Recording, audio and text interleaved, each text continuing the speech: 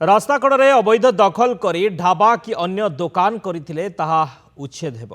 कड़ा कार्यानुष्ठान नियाजिबो एबेठु कार्यानुष्ठान आरंभ हेलानी बोली परिवहन और वाणिज्य मंत्री विभूति जेना कहिसंती से कहिसंती प्रत्येक जिल्ला रे district highway safety task force गठन करा जिवो पुलिस प्रशासन और एनएचआई मध्य समन्वय वृद्धि करा जिवो हाईवे रे नियमित पेट्रोलिंग निरीक्षण और अवैध दखल हटाइबा उपरे जोर दिया जिवो दुर्घटना प्रवण स्थान चिन्हट करी सेठारे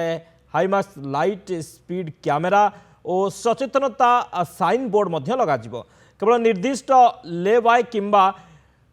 वेबसाइट आमेनिटी रे जान पार्किंग करा जाई परिबो बोली मंत्री कहिसंती तेबे नियम भांगुथिबा ड्राइवर को ठारू 16 कोटी टंका जोरिमाना आदाय करा जायछि गत एक मास रे एही टंका आदाय होईछि 1,33,000 चालान कटिछि 5,000 ड्राइविंग लाइसेंस सस्पेंड करा जायछि 250 आरसी सस्पेंड पाई नोटिस होइतिबा मंत्री कहिसंती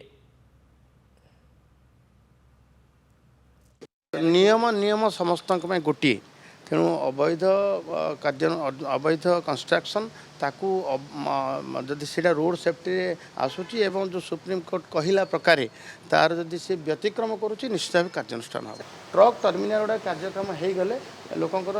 गाड़ी आउ रोड साइड रही आउ दुर्घटनार जो कारण होता है बहुत कमी जाइब एवं आम एबे प्रचलित व्यवस्था ले बाई रोड साइड पूरा पूरा सबू जगह जातीय राजपथ देखिए एवं स्टेट हाईवे